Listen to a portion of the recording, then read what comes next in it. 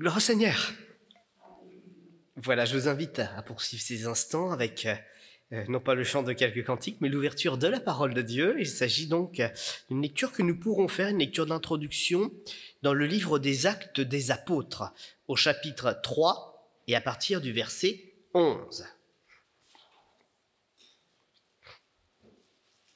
Livre des Actes des Apôtres, chapitre 3, verset 11. Et nous pourrons lire une dizaine de versets pour aller jusqu'au verset donc numéro 21.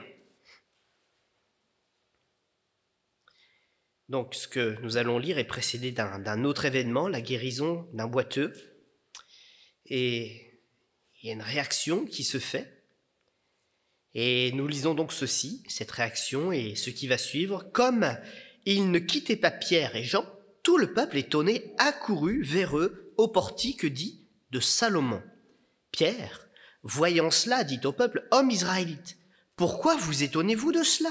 Pourquoi avez-vous les regards fixés sur nous, comme si c'était par notre propre puissance ou par notre piété que nous avons fait marcher cet homme, le Dieu d'Abraham, d'Isaac et de Jacob, le Dieu de nos pères, a glorifié son serviteur Jésus que vous avez livré et renié devant Pilate, qui était d'avis qu'on le relâche. Vous avez renié le saint et le juste, et vous avez demandé qu'on vous accorde la grâce d'un meurtrier. Vous avez fait mourir le prince de la vie que Dieu a ressuscité des morts. Nous en sommes témoins. C'est par la foi en son nom que son nom, donc le nom de Jésus, a raffermi celui que vous voyez et connaissez. C'est la foi en lui qui a donné à cet homme cette entière guérison en présence de vous tous. Et maintenant, frères, je sais que vous avez agi par ignorance, ainsi que vos chefs, mais Dieu a accompli de la sorte ce qu'il avait annoncé d'avance par la bouche de tous ses prophètes, que son Christ devait mourir. Repentez-vous donc et convertissez-vous pour que vos péchés, sous-entendu aussi celui qui était juste avant, pour que vos péchés soient effacés, afin que des temps de rafraîchissement viennent de la part du Seigneur et qu'il envoie celui qu'il vous a destiné, Jésus-Christ, que le ciel doit recevoir jusqu'au temps du rétablissement de toutes choses et dont Dieu a parlé anciennement par la bouche de ses saints prophètes d'autrefois. Amen. Le contexte est clair, hein ? On a une foule qui en avait, après les apôtres, qui cherchait assez souvent aussi des occasions de créer des disputes, des querelles, qui reniait de toute façon la divinité de Jésus, le fait qu'il soit fils de Dieu, le fait qu'il ait été envoyé du ciel. Il y avait beaucoup de choses qui les dérangeaient parce que c'était arrangé avec leur religion. Ils étaient devenus, on va dire, assez à l'aise avec leur religion. Mais Jésus venait et disait que la religion ne sauvait pas, parce qu'en réalité, le cœur n'était pas changé. Alors, il y avait quelque chose dans le discours de Jésus qui agressait un petit peu les cœurs et les oreilles. Et puis voilà que Jésus a été crucifié, et pour autant, l'histoire ne s'arrête pas là.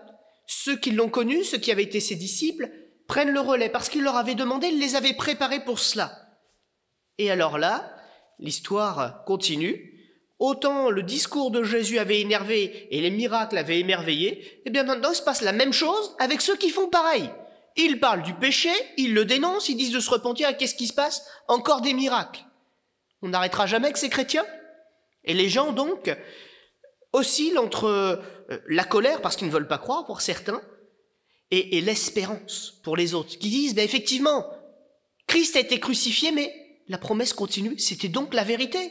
Et maintenant, on a peut-être quand même si c'est le dernier wagon, l'opportunité de saisir la grâce dont Jésus nous parlait quand même.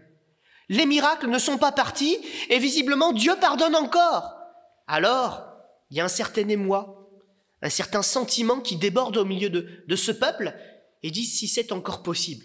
Après tout, un miracle vient d'être fait sous leurs yeux. Alors, Pierre et Jean, leur première réaction de dire mais c'est pas étonnant qu'il y ait des miracles. C'est pas étonnant qu'il se passe des choses et qu'on parle de Dieu encore aujourd'hui et de Jésus-Christ encore aujourd'hui. Parce qu'il est mort, c'est vrai. Vous étiez là, c'est vous qui l'avez crucifié. Mais pour autant, rappelez-vous aussi la suite, il a été ressuscité des morts. Est-ce que c'est étonnant qu'il y ait des miracles? Non. Christ est réellement ressuscité. Et c'est pour ça que les disciples continuent avec vigueur à rendre témoignage. Parce que la mort et la crucifixion de Jésus, c'était pas la fin de l'histoire. C'était que le début merveilleux de ce que chacun d'entre nous, nous sommes appelés à vivre avec lui. Christ agit encore aujourd'hui. Son nom n'a pas été sali parce qu'on l'a crucifié à la croix. Son nom resplendit parce qu'il prouve, par les miracles, les guérisons, par des paroles qui révèlent nos cœurs, qu'il est encore vivant aujourd'hui et qu'il nous interpelle pour notre salut. Soyez réconciliés avec Dieu. C'est le grand message lancé par l'Église à ce monde. Et ce message continue avec nous encore aujourd'hui. Donc Pierre et Jean, ils prennent le dos en disant, mais soyez pas étonnés, on n'a pas une puissance particulière sur nous, enfin en nous-mêmes plutôt. On n'a pas plus de foi que vous, mais on croit en Jésus. Il est la clé du salut que Dieu le Père nous a destiné. Celui qui veut voir le Père, déjà qu'il s'approche de Jésus, qu'il écoute ce que son messager a à nous dire. Et ainsi, nous serons dans la bonne direction, nous serons bien orientés, notre foi sera bien orientée vers le Père pour le comprendre et pour le recevoir. Pierre, ayant été donc interpellé par les gens qui ont vu ce miracle, qui lui demandent quelque part un peu décompte, mais en même temps qui disent « mais comment c'est possible? Est-ce qu'on peut encore le saisir ?» a une occasion en or qu'il va saisir donc pour leur parler un peu plus de Jésus et leur montrer combien il est merveilleux. Amen. Moi, j'aimerais en avoir un peu plus souvent des occasions comme ça. Mais bon, on est fidèles, on fait ce que le Seigneur ouvre devant nous. Et il leur dit, déjà, c'est de votre faute. Vous avez crucifié celui qui est envoyé par le Père. Et en même temps, il leur répond que c'est pas une fin en soi, parce que Dieu s'est occupé de ça, il l'a ressuscité. Et ensuite, il leur explique, vous ne l'aviez pas reconnu, mais Dieu vous en veut pas. Il y a des temps d'ignorance. Il veut lever le voile pour vous aussi. Christ était réellement celui qui est saint et le juste par excellence. Ça veut dire quoi, saint, ça veut dire quoi? Je sais que dans certains courants chrétiens, on prend pas de risque, on dit les saints, c'est ceux qui d'abord ils sont morts et on peut examiner leur vie. Comme ça, on sait s'ils ont réussi ou pas réussi. En tout cas, on a des indices, on va examiner leurs œuvres. Mais moi, quand je lis la Bible, c'est pas ce discours-là que je vois. Vous l'avez lu aussi pour la plupart d'entre vous. Est-ce que les saints, c'est les morts? Eh non! La Bible, notamment l'épître, la lettre de Paul aux Romains, s'adresse à des saints. C'est donc qui sont bien vivants. On n'envoie pas un courrier à un mort comme s'il allait le lire. Les saints, c'est ceux qui, aujourd'hui, maintenant, en cet instant, ont abandonné le péché pour donner leur cœur à Dieu. Ils sont vivants, et j'allais même dire plus vivants que beaucoup d'autres. Parce que leur cœur est déjà en paix et ils savent où va leur âme. Les saints. Et donc le saint par excellence, celui qui avait séparé sa vie du péché pour l'offrir à Dieu. C'est ça que ça veut dire. Séparé du péché pour être mis à part pour Dieu. Ça ne veut pas dire qu'on est parfait, mais ça veut dire littéralement ce que l'on fait quand on ouvre la Bible. On a regardé les termes de l'alliance qui nous concerne, de ce contrat qu'il y a entre Dieu et nous pour dire on est ensemble. Tu es mon Dieu, je suis ton serviteur. Une alliance. Et quand on est dans les termes de l'alliance, c'est pas qu'on est parfait, mais on obéit à ce contrat que l'on a signé avec Dieu par le sang, s'il vous plaît. Le sang de Jésus-Christ à la croix. C'est lui qui a scellé l'alliance, par sa mort et par sa résurrection. Sa mort parce qu'il fallait rembourser le péché, mais sa résurrection, c'est la preuve que tout ce que le contrat annonce est vrai. Nous ressusciterons nous aussi pour ne plus être séparés de la présence de Dieu. Vous avez crucifié le juste et le saint, mais il est ressuscité. Il y a encore de l'espoir. Il ne fait que commencer son travail avec chacun d'entre vous. Il est effectivement le serviteur par excellence, envoyé du Père. Vous avez crucifié le prince de la vie. Est-ce que ça nécessite une explication supplémentaire avec ce qu'on vient de dire? Celui qui croit en Jésus, Dieu lui donne la vie éternelle. Mais celui qui ne croit pas, la colère de Dieu demeure sur lui. Ce qui est important, c'est pas de retenir la crucifixion du coup ici. C'est qu'en Christ il y a la vie. Et que Dieu la donne à ceux qui sont réconciliés avec lui. Non pas par des actes surhumains, non pas par des choses extraordinaires, ou avec un monticule d'œuvres, mais en mettant ses genoux à terre en disant « Seigneur, pardon. Voilà la porte d'entrée. qui mène au cœur du Père. Et l'apôtre Pierre, Jean, continue ce travail au milieu de cette foule qui les interroge, et ils disent qu'ils n'ont rien raté de tous ces événements. Ils ont été, c'est vrai, les disciples de Jésus, mais ils ont aussi été témoins oculaires de la crucifixion, en tout cas pour Jean. Les autres, ils avaient eu un coup de peur, ils étaient partis, mais ils sont revenus. Mais ils ont été par contre tous témoins oculaires de Jésus vivant, venant leur donner des dernières consignes. Ils ont été témoins de l'enlèvement au ciel par des anges. Témoins oculaires. Et ce jour-là, on n'est pas en train de parler de doctrine. On n'est pas en train de dire qu'est-ce qu'il faut qu'on corrige de notre façon de croire. Ils ont besoin d'entendre que tout ce que Jésus a dit est vrai et qu'on peut l'expérimenter. Et il est en train de faire d'eux non pas des docteurs avec des galons à n'en plus finir sur les épaules. Il est en train de leur dire, on peut expérimenter Jésus parce qu'il est vivant. Nous rendons témoignage de ce que nous avons vécu, mais c'est votre tour maintenant. Si vous croyez, vous verrez vous-même la gloire de Dieu. Vous aurez vos miracles, vous aurez vos conseils, vous aurez votre force. Et quand vous serez dans l'épreuve, l'écho de sa voix dans votre cœur qui te dira, tu es sauvé. Amen. C'est beau quand ça peut se passer comme ça. Et c'est le désir de Dieu. Alléluia. Appelés à être des témoins. Ce qui se passe, qui déclenche ce mouvement de foule, nous l'avons dit tout à l'heure, c'est la guérison. Mais ça veut dire que la guérison continue encore aujourd'hui. Dans l'Écriture, certains ont voulu mettre un point d'arrêt à ces choses, en disant « c'est du temps de Jésus, c'est du temps d'Israël ». Alors certains vont même utiliser un mot qui n'est pas vrai, mais Palestine, puisqu'il n'y a jamais eu de Palestine. Israël. Et puis, une fois que ces gens-là sont morts, ça a été terminé. C'est vrai, on peut en parler, c'est un témoignage, c'est historique, c'est dans la Bible, mais les miracles, n'y comptez pas trop. C'est pas vrai. C'est vrai qu'il y a des phases de réveil, comme on les appelle, où l'esprit est plus sensible à chacun, à chacune. Mais n'empêche que quand un malheureux crie, l'Éternel l'entend et le délivre de toutes ses détresses. C'est ça la vérité biblique. Est-ce qu'il y a besoin d'un pasteur pour imposer les mains systématiquement ? Ça donne un peu plus d'ordre, un peu plus de... Voilà. Mais en fait... Quand un malheureux crie, l'Éternel l'entend. Si tu as besoin de ton expérience, n'attends pas que quelqu'un le fasse pour toi. Donne ton cœur à Jésus et tu recevras. C'est ton cœur, c'est ton offrande que Dieu attend, pas celle de ton prochain. Même si on peut se réjouir que le prochain soit béni aussi ou qu'il, parfois, il nous aide et nous explique des choses. Mais ce que Dieu attend, c'est notre cœur. Ton Dieu te réclame ton cœur, ton Père te réclame son amour, ton amour. Avançons-nous donc avec foi, avec confiance de celui qui nous a tant aimés. Et puis Pierre, après avoir parlé, il donnera encore des conseils à Pierre, mais en tout cas pour ce discours d'accroche pour les cœurs, pour leur donner envie d'en savoir plus, de poser leurs questions, il dit il y a quand même deux choses à bien mettre en place. Parce que de dire que Dieu existe, c'est pas ce texte-là qu'il dit, c'est un autre un peu plus loin, bien plus loin. Il dit que les démons aussi croient que Dieu existe. Ils peuvent pas le nier, ils l'ont vu. Mais, comme ils ne lui ont pas donné leur cœur, ils se sont détournés de lui, ils voient Dieu, ils croient en lui, mais pour craindre. Ils ont peur, ils tremblent, dit l'Écriture. Parce qu'ils savent qu'ils ont fauté, qu'ils se sont sortis de la main de Dieu. Pour nous, c'est une autre chose. Nous sommes nés dans le péché. Et quand nous entendons parler de Dieu, nous pouvons craindre. Mais nous avons un espoir. C'est que comme ce n'est pas nous qui avons péché au commencement, Dieu ne nous tient pas tout de suite pour responsables. Il nous dit, tu es pécheur, c'est ta nature. Mais avant, je te tends la main de la grâce. Voilà une chose que les démons n'ont pas, mais qu'il y a pour nous.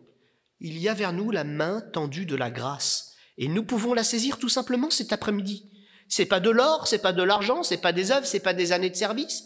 C'est avant tout un oui franc et sincère du cœur. Oui, Seigneur, je te choisis. La repentance. Un mot qui exprime un changement de mentalité vis-à-vis de Dieu, de sa personne et de son ambition pour nos vies. Ça va, je suis clair quand je dis ça. Parce que chacun d'entre nous, on a des rêves, chacun d'entre nous, on a envie de faire certaines choses. Et quand c'est contraire à Dieu, on dirait, quelque part, on cherche un peu le compromis. Dieu plus mon projet. Mais la vraie repentance, c'est un demi-tour dans notre façon de voir les choses pour dire Dieu d'abord. Et si Dieu est dans l'affaire, je sais que même mon bonheur sera assuré. Un texte de l'Écriture dit « Cherchez premièrement le royaume de Dieu et sa justice, et toutes les autres choses vous seront données en plus ou par-dessus. » Et ça, c'est un gros changement de mentalité, il est profond. Quand je dis le plan de Dieu, quand j'arrive à accepter et à réaliser du fond de mon âme, le plan de Dieu sera toujours le meilleur pour ma vie. Gloire à Dieu pour mes rêves, mais surtout gloire à Dieu pour le projet qu'il a en particulier pour ma vie. Ce sera de loin le meilleur. Et je vais vous dire un secret qui n'en est pas vraiment un. Quand on est dans cet état d'esprit, je crois que Dieu, sur le grand projet qu'il a préparé, il tient aussi compte de ce que l'on a envie d'accomplir. Je crois qu'il l'a déjà prévu dedans.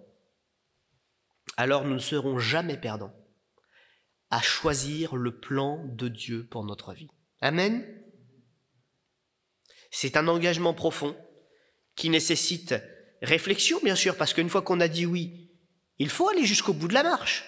Il ne suffit pas juste de prendre le baptême en disant « voilà, la grosse étape est passée ». Le baptême, c'est que la porte d'entrée, c'est le début de la nouvelle vie avec Jésus. Il faut aller jusqu'au bout, mes amis. Une vraie repentance, et la vraie bonne repentance, elle est basée sur, sur l'expérience. C'est pas quelqu'un qui dit « je crois que Jésus est là quelque part ». C'est quelqu'un qui dit « il a percuté ma vie, j'en suis convaincu ». Une expérience concrète, qui d'ailleurs, je le crois, on peut l'appeler aussi révélation, est accompagnée de sentiments forts et nouveaux dans notre cœur. La crainte de Dieu, non pas la crainte de la mort en disant « qu'est-ce qui va m'arriver ?» mais la crainte de Dieu, c'est-à-dire la crainte de lui déplaire. La vraie révélation, elle est accompagnée de ça. La vraie révélation, elle est accompagnée aussi de ce sacré que représente le lieu où je me viens pour louer le Seigneur. C'est pas un lieu où je viens en disant « prends-moi comme je suis, de toute façon je vais pas trop changer, je vais juste te louer en plus ». C'est vraiment « je veux être en communion avec Dieu ». Si quelque chose doit changer, c'est pas Dieu, il est saint. C'est moi qui dois revêtir la sainteté. Seigneur, montre-moi en quoi mon comportement ou ma vie a besoin de progresser. Voilà des choses fondamentales qui changent. Et puis cette peur de décevoir Dieu. Cette crainte respectueuse, comme un enfant n'a pas envie de décevoir ses parents. Au contraire, il a envie de ressembler à ses parents, de prendre modèle et d'avoir la joie d'y arriver. Ça, c'est le plan de Dieu pour notre vie. La Bible nous dit, il nous a voulu, il nous destine à être à la même stature, au même charisme que Jésus son Fils. Jésus, c'est le premier, c'est le modèle, mais nous sommes appelés à regarder à ce modèle parce que on peut lui ressembler. Nous sommes en train d'être transformés pour cela, transformés pour la gloire, dit l'Écriture. C'est pas rien, mais Dieu s'est engagé à faire cela avec nous. Un temps donc de conversion, donc le temps de repentance qui mène au pardon des péchés, et le temps de conversion, Pierre l'associe à un temps de rafraîchissement. Parce que tant qu'on tourne autour de Dieu, tant qu'on tourne autour de ce qu'il attend de nous, surtout quand on le sait bien souvent, en fait on est toujours en conflit avec Dieu et avec nous-mêmes. Il y a un feu qui ne s'éteint pas dans notre cœur, il y a une peine, il y a une déception peut-être de nous-mêmes d'ailleurs. On se dit j'ai encore fauté, j'ai encore échoué, ça va pas. Je sens que ça va pas, qu'est-ce qui va pas ?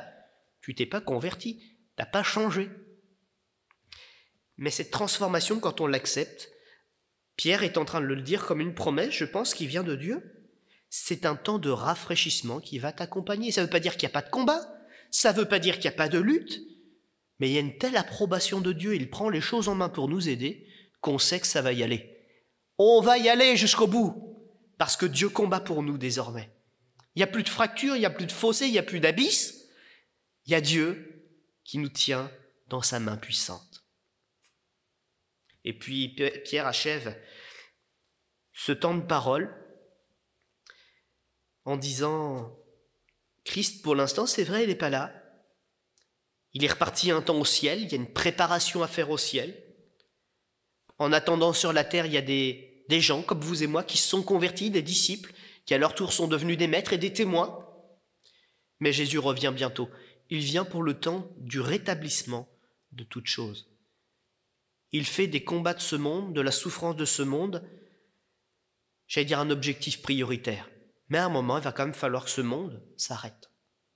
Et Jésus prépare la suite. Il prépare la suite parce que le plan glorieux de Jésus, le plan de Dieu, ne va pas se prolonger sur la terre? Où est-ce que les promesses vont s'accomplir? Où est-ce que Dieu nous emmène? Dans un endroit corrompu qui continuera de nous faire souffrir? Dans un endroit où notre corps continuera de vieillir et de nous trahir? La promesse de Dieu, elle est supérieure à ce qu'on peut imaginer. Dieu nous emmène dans son ciel de gloire. Et il revient bientôt. Amen. Alors on va incliner notre front un instant. Et puis puisque Pierre nous a adressé ce message sous cette forme, je pense aussi qu'il correspond très bien à notre culture française, qu'on peut très bien le recevoir tel qu'il a été annoncé. Eh bien, examinons-nous devant ce message. Et surtout, n'oublions pas le plus important, après que Dieu ait parlé, après que notre Père nous ait interpellés, il y a une chose qui l'attend, c'est une réponse. Alors entendons l'appel et engageons notre cœur et nos prières à répondre à l'invitation de Dieu. Seigneur notre Dieu, nous te remercions pour tout ce que tu fais pour nous, tout ce que tu fais au milieu de nous. Et merci encore pour la grâce de ce message qui nous prouve que tu n'en as pas encore fini avec nous cet après-midi. Le temps des miracles n'est pas encore passé. Il n'était pas lié qu'à Israël, il n'était pas lié qu'à quelques personnes ou à des privilégiés. Il y a longtemps, jusqu'à aujourd'hui, le même message est prononcé, est entendu et peut être tout à fait compris. C'est donc, Seigneur notre Dieu, si tu l'as laissé intelligible et si tu l'as laissé à notre portée, qu'il est bel et bien pour nous. Cet après-midi, nous pouvons nous en saisir.